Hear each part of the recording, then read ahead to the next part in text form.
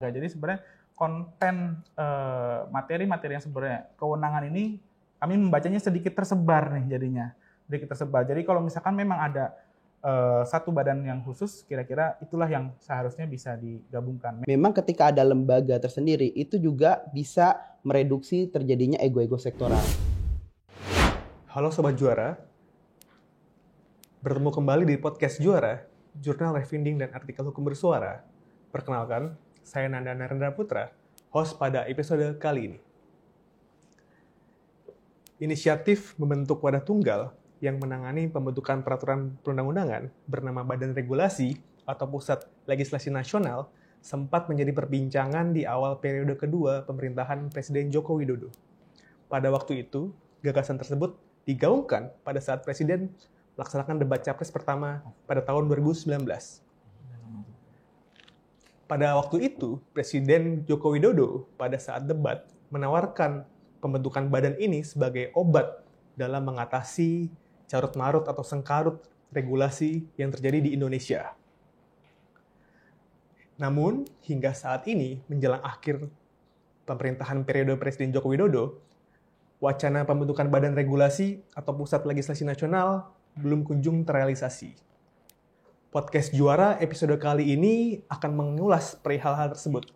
Namun, kami tidak akan membahas apa yang menjadi penyebab badan tersebut belum terrealisasi. Namun, kami akan mengulas apa sebetulnya keunggulan-keunggulan atau keuntungan-keuntungan dari hadirnya badan regulasi nasional atau pusat legislasi nasional ketika mengupayakan reformasi regulasi di Indonesia.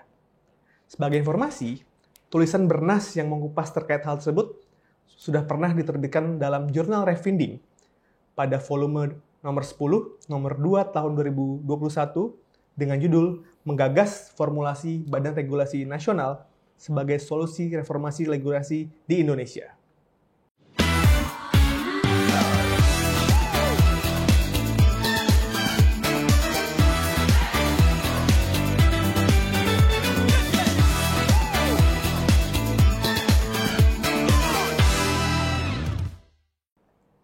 Sobat Juara sudah hadir langsung di tengah-tengah kita.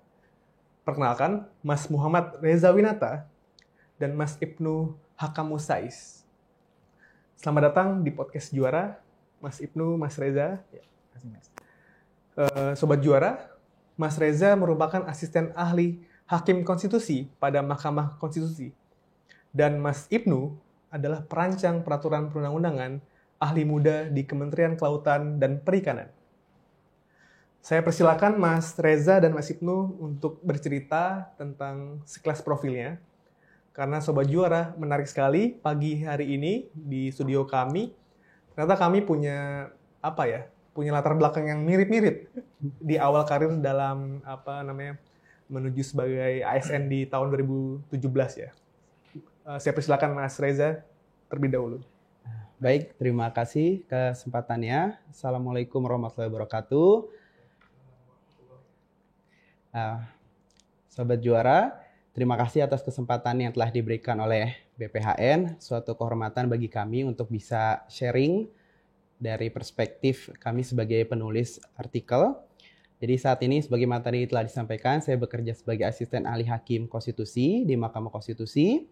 Dulu sebelum menjadi ASN, sempat juga bekerja di Pusat Studi Hukum dan Kebijakan. Dan sekarang posisinya sebagai asisten ahli, sebelumnya itu adalah jabatannya sebagai peneliti. Tapi sekarang bertransformasi menjadi asisten ahli. Terima kasih. Terima kasih Mas Reza. Selanjutnya saya persilakan Mas Ibnu. Baik, terima kasih Mas Nanda. Assalamualaikum warahmatullahi wabarakatuh. Selamat pagi Sobat Juara. Sebelumnya perkenalkan saya Ibnu Hakamusais, biasa dipanggil Ibnu, sebagai perancang peraturan perundang-undangan ahli muda pada Biro Hukum Kementerian Kelautan dan Perikanan. Sebelumnya tadi juga sudah disampaikan ya Mas, kami juga dari Pusat Studi Hukum dan Kebijakan Indonesia sebelum jadi PNS gitu ya di 2014 sampai dengan 2017. Juga saya dan Reza 2015 itu satu kampus Mas di S2 di Fakultas Hukum Universitas Indonesia. Alhamdulillah dapat kesempatan kita nulis bareng, sebenarnya banyak pemikiran tapi yang terrealisasi baru satu nih Mas. Mudah-mudahan ke depan bisa gagasan-gagasan kami juga bisa dituliskan di Rexpending. Terima kasih. Terima kasih Mas Ibnu. Nah, mudah-mudahan nanti setelah podcast kita, Mas Reza, Mas Ibnu bisa banyak memberikan pandangan-pandangan ya Mas terkait dengan isu-isu terkait regulasi. Nah, Sobat Juara, saya langsung saja memulai diskusi ini. Mungkin saya akan memulai dengan pertanyaan yang paling fundamental sebetulnya, terkait dengan wacana Badan Regulasi atau Pusat Legislasi Nasional ini. Mungkin untuk Mas Reza dan Mas Ibnu, menurut masing-masing narasumber, sebetulnya kondisi regulasi kita saat ini itu seperti apa sih? Baik, kami akan mencoba menjelaskan kondisi existing dari regulasi di Indonesia. Mungkin kita bisa berangkat dari yang ideal dulu ya. Menurut kita bahwa Indonesia sebagai negara hukum, sebagaimana diatur dalam pasal 1 ayat 3 Undang-Undang Dasar 1045, memang mengharuskan bahwa pelaksanaan seluruh penyelenggaraan kehidupan berbangsa, bernegara, bermasyarakat itu harus dilandaskan dan merujuk pada ketentuan yang berlaku. Nah, dari sini kita mengetahui bahwa ternyata dalam praktiknya fungsi utama atau esensi dari adanya peraturan perundang-undangan yang salah satunya adalah menciptakan kepastian hukum yang juga merupakan hak konstitusional sebagaimana diatur pada pasal 28 di ayat 1 Undang-Undang Dasar 1045, tapi ternyata secara kuantitas itu bisa dikatakan terjadi jumlah yang sangat banyak atau para pakar, para ahli menyebutnya sebagai hyperregulasi atau obesitas regulasi. Misalkan kita bisa merujuk salah satu data yang terakhir kami coba cek, kami update di website peraturan.go.id yang dikelola oleh Dirjen Peraturan Perundang-undangan Kemenkumham, itu menyebutkan seluruh peraturan perundang-undangan di Indonesia yang berlaku itu jumlahnya bahkan lebih dari 56.000. Untuk undang-undang saja itu ada 1.806. Nah, ini menunjukkan secara kuantitas memang sangat banyak peraturan perundang-undangan yang berlaku di Indonesia, tapi menurut diskusi kami juga sebenarnya permasalahannya bukan dari jumlahnya saja, tapi yang lebih penting bagaimana jumlah yang banyak itu bermasalah secara kualitas. Maka dari itu kami menemukan bahwa dalam praktiknya di Indonesia itu setidaknya secara kualitas ada permasalahan yang terjadi. Pertama, misalkan terjadi duplikasi aturan. Sudah diatur di tingkat undang-undang tapi diatur lagi di tingkat peraturan pelaksana. Bahkan aturannya sama, bukan memperjelas. Yang kedua, sudah diatur di aturan yang lebih rendah, tapi ternyata menciptakan multitafsir atau ambiguitas di masyarakat. Dan yang ketiga yang lebih parah menurut kami adalah ketika banyak sekali peraturan perundang-undangan sangat berpotensi terjadinya inkonsistensi atau konflik norma. Nah, disinilah menurut kami berbagai permasalahan regulasi di Indonesia ini yang terus berupaya dibenahi dan juga ditanggulangi oleh pemerintah. Dan menurut kami sebenarnya pemerintahan telah berusaha untuk menyelesaikan ini dengan berbagai kebijakan. Misalkan mulai dari deregulasi, simplifikasi peraturan perundang-undangan, ada juga Omnibus Law, dan yang terakhir menurut kami salah satu yang juga perlu kita perbincangkan dan diskusikan adalah perlunya ada kelembagaan khusus untuk mengurusi permasalahan peraturan perundang-undangan di Indonesia. Dan sebenarnya di Undang-Undang 15 tahun 2019, perubahan dari Undang-Undang 12 2011 tentang peraturan perundang-undangan sudah diamanahkan adanya kementerian atau lembaga yang mengurusi bidang peraturan perundang-undangan. Untuk itulah menurut kami ini menjadi topik yang penting untuk dibicarakan di Indonesia. Oke, menarik sekali tadi. Poin pentingnya adalah ada isu kualitas dan kuantitas sehingga kemudian muncullah gagasan tentang badan regulasi. Nah, kalau dari Mas Ibnu sendiri, kalau tadi Mas Reza bilang ada isu kualitas kuantitas, Mas itu bagaimana? Iya, sebenarnya secara umum sudah disampaikan ya oleh Mas Reza. Kalau saya juga melihat ada satu poin yang kira-kira sudah dilakukan oleh pemerintah, yaitu penyiapan tools partisipasi masyarakat. Sebagaimana kita ketahui ada putusan Mahkamah Konstitusi nomor 91 tahun 2020 yang mana salah satunya omnibus juga ya bos ya. Itu kan kemudian ada salah satu gagasan untuk meaningful participation yang sebenarnya dari BPHN juga sudah punya ya tools medianya untuk menyampaikan partisipasi masyarakat dengan partisipasiku. Di BPH di Dirjen Perundang-undangan juga sudah membuat e-partisipasi Jadi ini sebenarnya gagasan-gagasan yang begitu baik yang kemudian bisa dilakukan oleh KL-KL lain.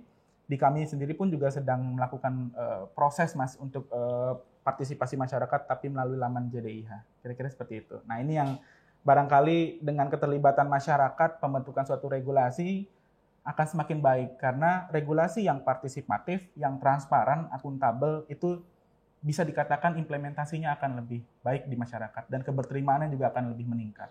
Oke, terima kasih Mas Ibnu. Saya juga secara pribadi juga sependapat ya dengan isu kualitas, kuantitas, lalu juga minimnya partisipasi. Nah, saya mungkin dari Mas Ibnu dulu nih untuk pertanyaan selanjutnya. Nah, Mas Reza tadi menyinggung tentang ada nih jalan keluar terakhir, lembaga khusus gitu. Iya. Menurut Mas Ibnu, artinya apakah ada kemudian problem nih dalam kondisi existing di KL-KL yang punya tusi-tusi untuk kemudian pembentukan regulasi? Iya. Bagaimana pandangannya, Mas? Baik, terima kasih, Mas. Kalau kita lihat sebenarnya kan secara prinsip itu keterlibatan berbagai kementerian, lembaga itu sangatlah baik dalam pembuatan regulasi. Ini tentunya kolaborasi antar sektor justru akan mempertegas adanya implementasi yang kemudian sama gitu. Jadi tidak lagi secara parsial antara KL ini dengan KL lain punya pandangan yang berbeda gitu ya. Tapi dengan konsep yang keterlibatan itu menjadi sangat penting. Tantangannya kemudian adalah ketika suatu pengambilan kebijakan itu kita kaitkan dengan SDM yang ada dan juga waktu.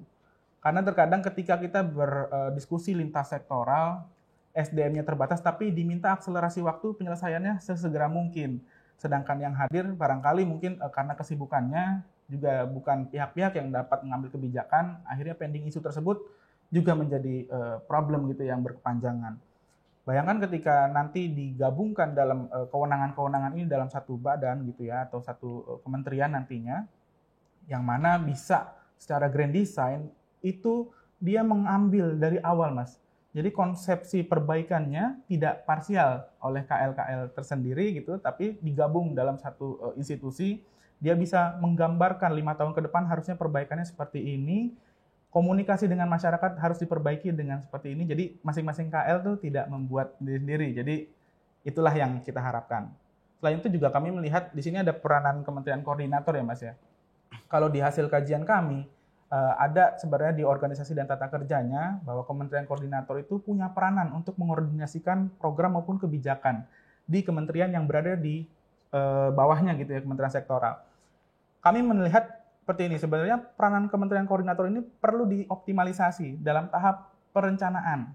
Karena kalau kita ketahui bahwa seharusnya Proksun di PP maupun Perpres maupun Proksun sektoral masing-masing ada di Mas ya, peraturan menteri, bahkan di tingkat undang-undang Prolek itu kan sebenarnya diusulkan kepada BPHN juga ya Mas.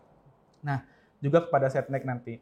Tapi posisinya ketika KL secara sektoralnya mengirimkan rancangan tersebut, belum ada analisis keterkaitan sebenarnya. Nah, sebenarnya jembatan pertama, saringan pertama itu bisa dilakukan oleh Kementerian Koordinator. Katakanlah kementerian sektor yang A ingin mengusulkan materi terkait dengan hal yang sebenarnya sudah ada di kementerian sektor B. Yang ini kan ada potensi beririsan, ada potensi juga disharmonis. Nah, sebelum ditetapkan menjadi Proksun, seharusnya bisa dikomunikasikan di Kemenko, bahkan kalau misalkan mau diambil kebijakan lebih tinggi lagi, bisa dibuat dalam tingkatan peraturan lebih tinggi dengan Perpres misalkan. Jadi komunikasi antara masing-masing kementerian lembaga bisa disaring di situ. Selanjutnya di Setkap, Mas. Kami melihat di Sekretariat Kabinet kan di Perpres 68/2021 sudah muncul. Baru nih tahapan persetujuan Presiden ya. Nah, kami melihatnya sebenarnya ini merupakan hal yang sangat bagus karena menjaga marwah kebijakan dan juga tentunya akan menyelaraskan dengan program kerja dari Presiden. Namun demikian, kerap kali kami melihatnya seperti ini. Harmonisasi itu kan kewenangannya Kementerian Hukum dan HAM. Sudah dilakukan harmonisasi, tapi kerap kali di Sekretariat Kabinet ada rapat klarifikasi namanya. Jadi pembahasan lanjutan ketika ada hal-hal yang pending. Kalau kami berpandangan, seharusnya ketika harmonisasi selesai, keluar surat selesai harmonisasi, itu sebaiknya sudah gitu. Karena kan Sekretariat Kabinet juga diundang tuh dalam rapat harmonisasi dan ada berita acara selesai harmon. Ke depan kami juga sudah berkoordinasi dengan Badan Kebijakan Strategis di Kumham, Mas. Saat itu ada salah satu materi terkait dengan revisi Permen Kumham 23 terkait harmonisasi. Kami coba menawarkan gagasan Kebetulan saya narah hubungnya saat itu Mas. Kami menawarkan gagasan bahwa menindaklanjuti Perpres 68, Kementerian Hukum dan HAM tidak bisa hanya merevisi Permenkumham itu, harus ditingkatkan dengan Perpres. Jadi harmonisasi ketika memang disepakati persetujuan Presiden itu masuk ke tahapan harmonisasi juga, ditingkatkanlah ke Perpres. Jadi materi Perpres 68 dimasukkan dalam materi terkait dengan harmonisasi peraturan perundang-undangan. Ke depan selesai harmonisasi ada berita acara, harusnya di Permenkumham 23 juga ada keterkaitan BPIP tuh seharusnya. Jadi harusnya tanda tangan berita acara itu mungkin bisa oleh BPIP, Fedkap, dan juga Kementerian Hukum dan HAM. Di situ juga harus jelas tuh Mas norma waktunya. Katakanlah paling lama 7 hari setelah selesai harmon, Kumham mengeluarkan surat selesai harmon, BPIP mengeluarkan keterangan tidak bertentangan dengan Pancasila, dan Fedkap mengeluarkan surat persetujuan Presiden. Kalau KSP kami sangat sepakat. Tadi yang kami sepakat Kemenko dan KSP untuk mengawal ya Mas kebijakan yang strategis pemerintah. Di Setnek juga ada yang menarik nih di Undang-Undang 13 2022 terkait dengan kewenangan pengundangan. Di Setnek kan muncul baru nih ya. Jadi sekarang ada 2 nih lembaga. Jadi sebenarnya konten materi-materi yang sebenarnya kewenangan ini kami membacanya sedikit tersebar nih jadinya. Sedikit tersebar. Jadi kalau misalkan memang ada satu badan yang khusus, kira-kira itulah yang seharusnya bisa digabungkan. Memang secara potensi optimalisasi tentunya akan bisa Mas dilakukan seiring berjalannya waktu, namun tadi koordinasi yang intensif, penguatan internal akan lebih baik kalau di rumah yang sama, karena grand design kebijakannya bisa diselesaikan secara holistik, tidak parsial. Kira-kira begitu. Oke, saya menangkap sekali gitu poin yang disampaikan Mas Ibnu ya, bahwa kemudian memang ada isu terkait dengan tersebarnya kewenangan-kewenangan ya dalam pembentukan di KL-KL lain yang itu sebenarnya menyulitkan gitu. Nah, selain itu juga Mas Ibnu menyampaikan tentang tantangan SDM juga gitu, bahwasanya kadang memang cepat sekali ya kebutuhannya, sementara SDM-nya juga mungkin kurang dan ada hal-hal lain lah yang sifatnya teknis gitu. Nah, Mas Ibnu punya pandangan itu, Mas Reza mungkin ada hal lain, Mas?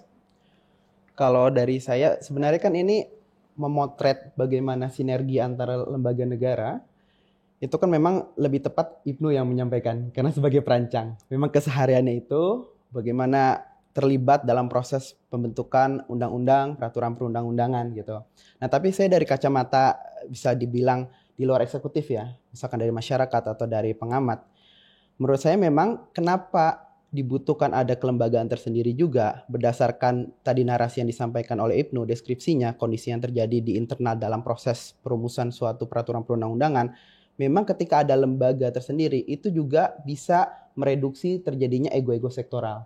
Ketika memang sudah ada satu lembaga yang diamanahkan, dipercaya untuk mengurusi peraturan perundang-undangan mulai dari hulunya, dari proses perencanaannya, proses perancangannya, pembahasannya sampai di hilirnya gitu kan, sampai proses pengundangannya, itu menurut saya secara proses bisnisnya akan lebih efektif, lebih efisien, dan tadi tidak terjadi sebagaimana disampaikan Ibnu sudah disepakati misalkan di Kemenkumham, lalu ada lembaga lagi yang merevisi, mereview lagi, sehingga kan itu kurang efektif. Dan sebenarnya dampak akhirnya juga kepada masyarakat. Ketika ada suatu peraturan perundang-undangan yang tidak responsif menanggapi kebutuhan masyarakat, pada akhirnya nanti akan dirugikan oleh masyarakat. Maka dari itu menurut kami ini juga salah satu penting urgensi kenapa ada perlunya badan khusus tentang peraturan perundang-undangan untuk mereduksi adanya ego-ego dari masing-masing lembaga. Oke, dari Mas Reza menarik nih. Kata kuncinya adalah ego sektoral, dan itu kemudian saya kira Sobat Juara sependapat ya dengan pendapat Mas Reza dan juga Mas Ibnu tadi tentang situasi lah pembentukan peraturan kita saat ini. Nah, saya mungkin sekarang ke Mas Reza dulu ya. Jadi tadi sempat disinggung Mas Ibnu tentang ada alternatif solusi penguatan Kemenko, kemudian bisnis proses yang menarik sekali yang kemudian arahnya sebetulnya kalau bisa memang satu atap gitu. Nah, saya mau langsung ke Mas Reza gitu. Jadi sebenarnya dalam artikel GRV yang Mas tulis pada tahun 2021 tuh apa Mas arahnya gitu terkait dengan badan regulasi atau pusat legislasi ini Mas secara konsep gitu. Baik. Jadi setelah kami diskusikan, mungkin kita harus berangkat dari peraturan di Undang-Undang Nomor 15 Tahun 2019 tentang peraturan perundang-undangan. Nah, kita harus memahami dulu apa sih sebenarnya yang berubah dari Undang-Undang 12 2011. Jadi kalau kita lihat, setidaknya kami menemukan ada 9 pasal yang menjadi dasar kewenangan dari kementerian ataupun kelembagaan khusus peraturan perundang-undangan. Apa yang berubah? Menurut kami yang menarik yang perlu kita highlight adalah pertama, adanya perubahan frasa dari bidang hukum menjadi bidang peraturan perundang-undangan. Berarti ini pemerintah telah bersepakat untuk lebih menspesifikkan permasalahan yang akan diatur dari kelembagaan ini adalah peraturan perundang-undangan. Dan yang kedua, kita juga harus pahami bahwa ternyata amanat dari undang-undang itu tidak menggunakan secara spesifik istilah kelembagaan tertentu, misalkan pusat ataupun badan, tapi menggunakan alternatif, bisa bentuknya kementerian atau bentuknya lembaga. Nah, di sini baru kita bisa menganalisis lebih jauh sesungguhnya bagaimana desain yang menurut kami ideal dari kelembagaan baru ini. Setelah kami coba baca-baca beberapa konsep tentang kelembagaan negara, kan misalkan banyak sekali ya, dari Prof. Saldi mencoba menjabarkan bagaimana untuk membicarakan kelembagaan itu perlu dilihat dari dasar hukumnya, dari fungsinya, dari kedudukannya. Kalau menurut kami tentunya berdasarkan dasar hukumnya, secara kewenangan itu sudah diatur dalam undang-undang.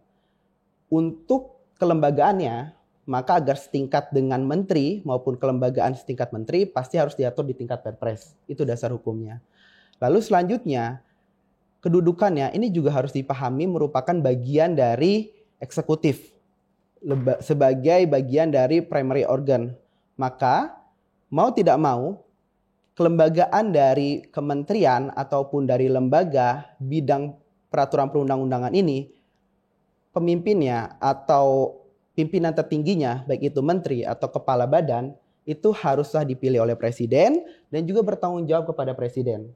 Sedangkan bagaimana terkait fungsinya? Kalau terkait fungsinya, sebagaimana amanah dari Undang-Undang 15 2019, sebenarnya kita dapat pahami secara sederhana saja, itu memindahkan atau mentransformasikan seluruh kewenangan dan juga tugas-tugas dari Direktorat Jenderal Peraturan Perundang-undangan dan BPHN dalam satu lembaga tersendiri. Jadi mulai dari nanti perencanaan, perancangan, lalu proses pengundangan, sampai nanti evaluasi itu berada di kelembagaan yang tersendiri. Nah, menurut kami ini salah satu desain yang setidaknya paling basic yang harus kita konstruksikan dari lembaga ini. Dan nanti tentunya bisa kita bicarakan terkait dengan detailnya. Oke. Mungkin langsung ke Mas Ibnu. Mas Ibnu boleh melengkapi atau menambahkan terkait dengan gagasan pada saat menulis JRV-nya. Iya, baik.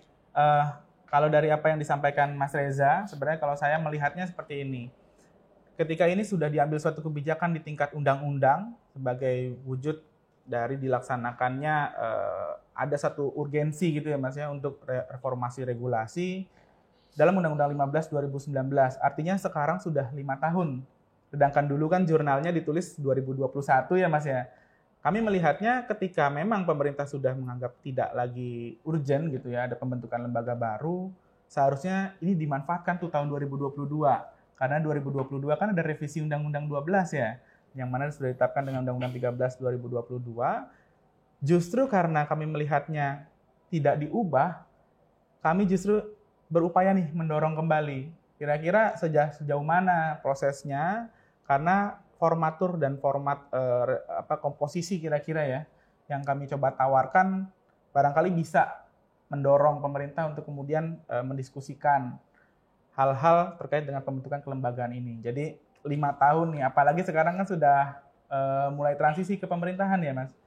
Posisinya Undang-Undang Kementerian Negara pun sudah disepakati untuk yang jumlah batasan kementerian dihapuskan gitu ya. Kami juga ada satu isu menarik ya Mas, yang kalau tidak salah, karena tadi disampaikan dalam Undang-Undang 15 itu, kementerian atau lembaga, artinya bentuknya pun belum tentu badan, belum tentu pusat, bisa jadi justru kementerian. Nah, karena di situ disebutkan bukan lagi bidang hukum, tapi eksplisit bidang perundang-undangan, barangkali mungkin usulan kami adalah dengan membentuk Kementerian Peraturan Perundang-undangan seperti di Korea Selatan kalau tidak salah ya, Ministry of Legislation, MOLEG begitu. Oke, gitu Mas. Oke, menarik sekali ya sebetulnya meskipun JRV yang ditulis ini tahun 2021, sebetulnya saya pribadi melihat ini masih cukup aktual dan momentum saat ini kita mengobrolkan hal ini juga saya kira masih masuk ya secara segi waktu karena menjelang di akhir pemerintahan Presiden Joko Widodo. Nah, saya ingin lebih teknis nih Mas sebetulnya. Masuk ke dalam gagasan yang pada tahun 2021 Mas Reza, Mas Ibnu kemudian tuangkan ya. Nah, boleh didalami Mas terkait dengan lebih teknis lagi apakah status kelembagaan tadi sudah disebut gitu, lalu tupoksinya, teknis pembentukan sampai nanti kemudian pencabutan kewenangan KL. Nah, kira-kira ketika dijadikan satu tuh akan seperti apa dan bagaimana nanti kemudian? Mau siapa yang jawab nih? Saya monggo. Saya dulu ya, Mas Reza ya. Boleh, silakan. Monggo Baik, Mas Ibnu. terima kasih. Barangkali mungkin kalau kewenangan tadi sudah disampaikan Mas Reza, sudah ada di undang-undang ya Mas ya. Konten-konten kewenangannya seperti apa, barangkali nanti tindak lanjutnya adalah pembentukan dengan Perpres begitu. Nah, cuman yang kami pertimbangkan adalah bentuk kan tadi ya. Ketika bentuknya badan, kalau di 2019 kalau tidak salah munculnya Badan Regulasi Nasional ya Bos. Iya. Lantas kemudian di 2020-2021 muncul istilah Pusat Legislasi Nasional. Ini ada yang menarik juga nih Mas, ketika bahasa muncul Pusat Legislasi Nasional, di tulisan kami pun juga Formapi menyampaikan kalau bisa namanya jangan Pusat Legislasi Nasional, karena ketika diakronimkan menjadi PLN, yang mana kita tahu PLN kan BUMN terkemuka ya di Indonesia ya. Jadi bingung tuh nanti, ini PLN ngurusin regulasi atau listrik kan gitu ya. Nah, jadi kalau dari kami tadi ketika menelisik lebih lanjut, ternyata ada ruang, tidak hanya badan atau pusat, kementerian pun bisa gitu. Karena di Undang-Undang 15 bahasanya adalah kementerian atau lembaga. Dan kami coba menelisik naskah akademiknya Mas, baik yang diusulkan oleh BPHN di 2017 maupun di DPR yang sudah disepakati antara pemerintah dan DPR 2019, tidak ada yang membahas secara spesifik dan eksplisit ya Bos, terkait bentuknya akan seperti apa.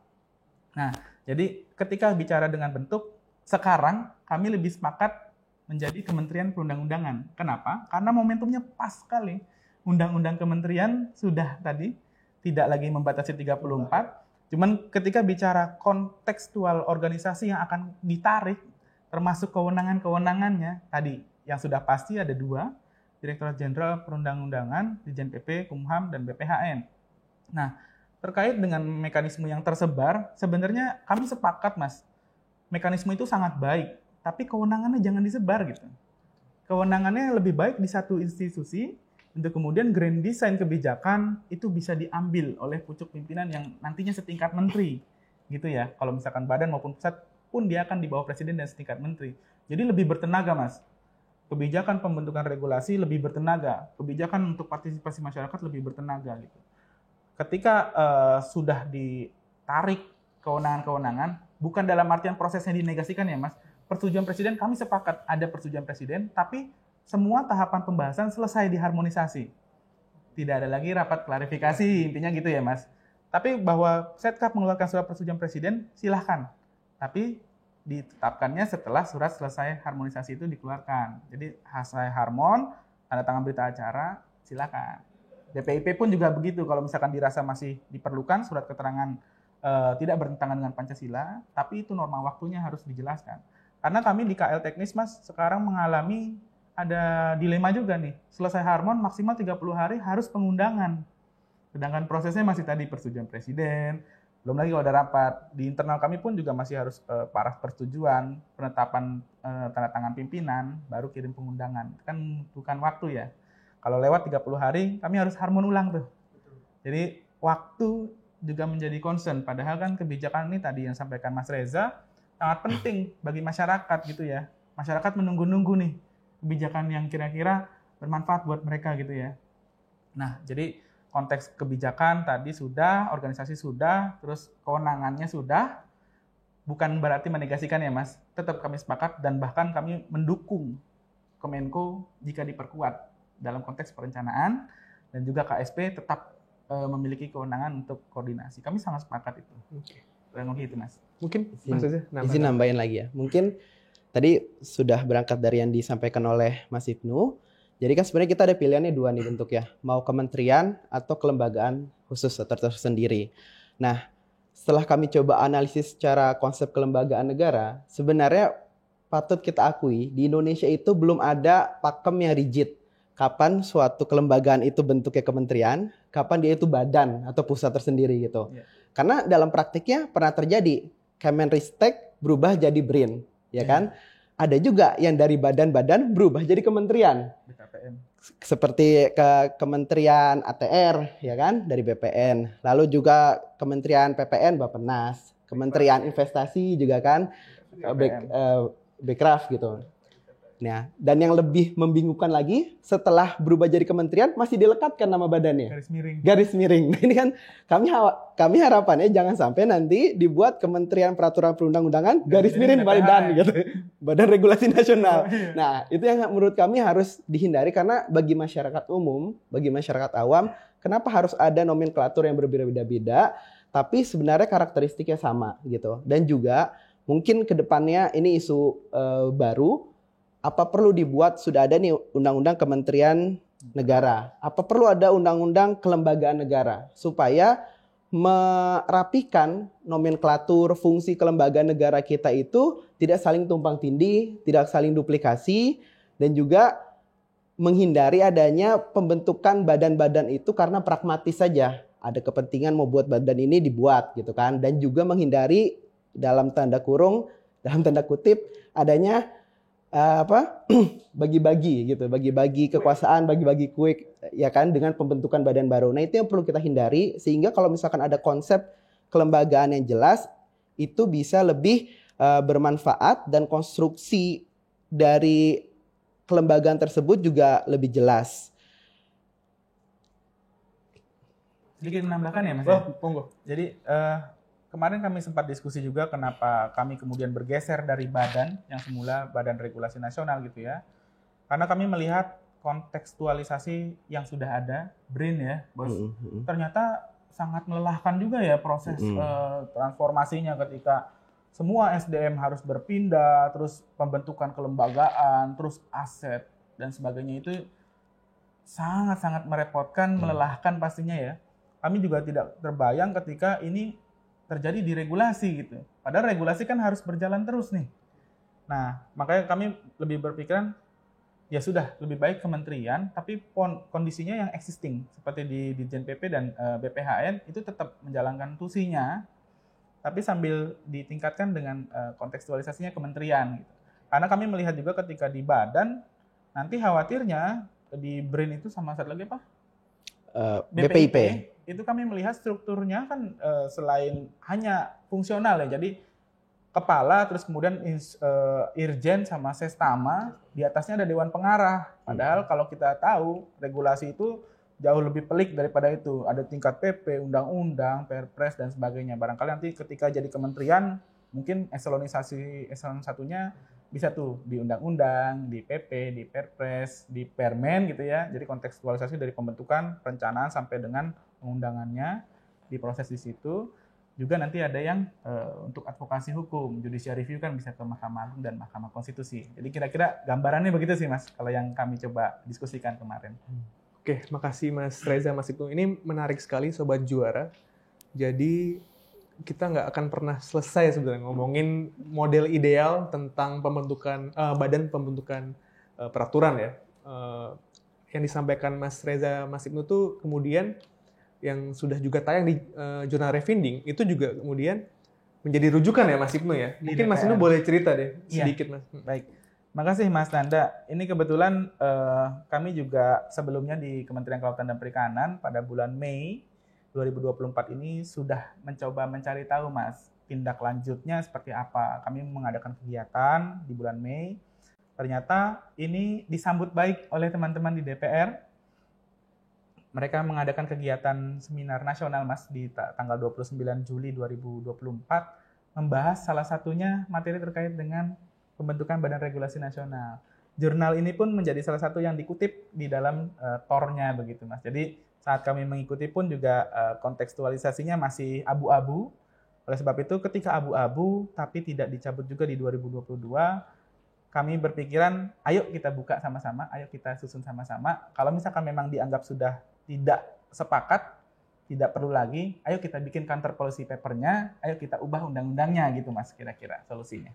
Nah itu tadi Sobat Juara. Jadi di GRV itu nggak cuma menulis ya, tapi kemudian ada peluang bahwa tulisan-tulisan teman-teman Sobat Juara itu bisa menjadi rujukan, dan dalam konteks bernegara ini sangat mungkin secara pribadi membanggakan juga Mas ya, bahwa gagasan-gagasan penulis dari GRV dikutip dan dirujuk. Sebenarnya saya masih pengen mengupas Mas, tapi memang podcast Juara itu tidak membicarakan hal aktual ya, tapi kita memang membatasi diri untuk membahas apa yang pernah ditulis teman-teman penulis GRV. Nah, terakhir nih Mas, untuk Mas Reza, Mas Ibnu. Tentu ada pro kontra. Itu apapun isunya selalu ada. Nah, mungkin juga sebagai closing statement kali Mas. Ada pandangan yang mengatakan kenapa tidak memperkuat seperti yang tadi Mas Ibnu sampaikan. Ada BPHN, Dirjen PP, alih-alih membentuk itu karena ada high cost juga gitu. Mungkin dari Mas Ibnu lalu ke Mas Reza sebagai closing statement. Baik, terima kasih Mas Nanda. Ini memang jadi salah satu opsi juga. Bahkan di dalam tulisan kami, Pak Margarito Kamis ya, menyampaikan bahwa seharusnya daripada membuat regulasi yang baru, kenapa tidak BPHN saja dikuatkan begitu ya. Karena ketika mengambil secara parsial BPHN-nya, sedangkan yang selama ini menjalankan fungsi regulasi untuk yang dari tahap harmonisasi ada di Dirjen PP, kami sebenarnya tidak ada masalah Dirjen PP atau BPHN yang kemudian dikuatkan, tapi secara prinsip kewenangannya dua-duanya pasti akan ketarik nih Mas. Antara BPHN dan Dirjen PP ditingkatkan justru meningkat nih. Yang semula hanya eselon 1, tusinya tidak dikerjakan di eselon 2, justru akan meningkat ketika ditarik menjadi satu lembaga tersendiri. Kalau kami sih mendorongnya tetap Kementerian Perundang-undangan ya Mas sekarang. Nanti di isinya ya mulai dari perencanaan, isinya ya BPHN tuh. Nanti yang teknis pelaksanaannya isinya Dirjen PP gitu kan. Jadi di situ sebenarnya kami tidak ada permasalahan lembaga mana yang kemudian dikuatkan, tapi secara prinsip kewenangan yang tersebar itu kami harapnya ya dikumpulkan biar grand design kebijakannya tadi jelas, terus tidak lagi parsial, karena regulasi ya harus satu Mas, harus kondisi kebijakannya harus jelas, jadi nggak boleh berdiri sendiri-sendiri. Nah, kalau masalah kolaborasi kami sepakat semuanya harus terlibat, tapi masalah grand design kebijakan biar nggak pincang lebih baik satu gitu Mas. Oke Mas Ibnu, stance-nya tegas, kementerian aja penguatan jadi satu ya, supaya kemudian yang tersebar itu bisa ada pandangan yang seragam ya dalam membentuk regulasi gitu. Dari Mas Reza? Mungkin closing dari saya, tadi di samping ada ahli juga yang mengarahkan gitu ya, bahwa ya udah diperkuat saja kelembagaan yang ada. Juga ada juga ahli misalkan Prof. Susi mengingatkan, kalau misalkan emang Indonesia mau memilih kebijakannya untuk mengadopsi sistem ada kementerian khusus yang terkait dengan peraturan perundang-undangan yang mengadopsi seperti dari negara lain, maka itu juga harus disesuaikan dengan sistem hukum kita, harus disesuaikan dengan kebutuhan hukum kita, dengan budaya hukum di Indonesia bagaimana, apalagi sudah ada lembaga-lembaga yang existing. Nah, tapi juga sebenarnya banyak juga ahli ataupun NGO yang mendukung adanya kelembagaan khusus ini, mulai dari Prof. Mahfud, lalu PSHK, terus kami juga catat Formapi, tadi juga ada KPPOD. Setara, juga KPPOD mendukung perlu adanya kelembagaan khusus yang mengurusi bidang peraturan perundang-undangan, mulai dari hulu sampai hilirnya. Nah, mungkin yang kedua yang saya sampaikan juga, kita tentu sebagai masyarakat, sebagai warga negara secara umum, menginginkan setiap norma yang ada dalam undang-undang itu dilaksanakan. Nah, selain counter policy dari pemerintah yang menjelaskan kenapa sih sudah sampai lebih 5 tahun tidak diimplementasikan, maka menurut kami, masyarakat perlu berpartisipasi juga untuk meramaikan diskursus ini, apalagi sekarang mau ada pergantian rezim gitu kan, ini saatnya untuk juga mendesain kembali, memikirkan ulang kelembagaan yang bisa benar-benar mewujudkan reformasi regulasi di Indonesia, dan juga mungkin bukan hanya sekedar diskusi, kami juga mengajak masyarakat, jangan-jangan kita bisa mendiskusikannya di Mahkamah Konstitusi. Silakan di judicial review, ya kan? Apakah memang perlu ada kementerian atau lembaga khusus yang membidangi peraturan perundang-undangan, atau jangan-jangan sampai kita balik lagi aja ke bidang hukum, dikembalikan lagi ke kondisi status quo sekarang. Ya kita harapkan yang Mulia Hakim Konstitusi benar-benar mau ikut memikirkan ini, bukan melepaskan sebagai open legal policy ya, tapi memang melihat sebenarnya secara konsepsi kelembagaan, mana konsepsi kelembagaan yang paling efektif untuk bisa mewujudkan reformasi regulasi di Indonesia. Oke, nah dari Mas Reza nih, saya mengajak Sobat Juara, mari kita ramaikan diskursus ini Mas ya. Momentumnya sangat tepat. Kemudian juga semoga podcast kita nggak cuma direkam aja, tapi juga kemudian jadi pembahasan dipotong-potong di TikTok kali ya. Kan? Nah, mungkin Sobat Juara itu tadi perbincangan yang sangat menarik, yang luar biasa, dengan narasumber yang juga luar biasa. Gitu. Mas Ibnu, terima kasih. Mas Ibnu ini apa ya, kunciannya Kementerian Kelautan Perikanan. Mas Reza juga orang penting di Mahkamah Konstitusi ya. Mungkin kita next-nya bisa kolaborasi lagi dalam kerja-kerja yang lebih masif lagi Mas ya, yang lebih penting lagi dalam reformasi regulasi. Sekali lagi saya terima kasih banyak Mas sudah mau hadir di podcast Juara. Mungkin itu Sobat Juara. Sekali lagi kami informasikan Sobat Juara dapat membaca artikel yang ditulis oleh Mas Reza dan Mas Ibnu di website refinding.bphn.go.id/e-journal. Apabila Sobat Juara juga punya ide atau gagasan seperti yang Mas Ibnu dan Reza tulis, Sobat Juara bisa mengirimkan tulisannya ke website kami sesuai dengan tema yang kami informasikan melalui media sosial kami. Saya, Nanda Narendra Putra, mewakili seluruh tim yang bertugas, mengucapkan terima kasih. Sampai jumpa di podcast Juara episode selanjutnya.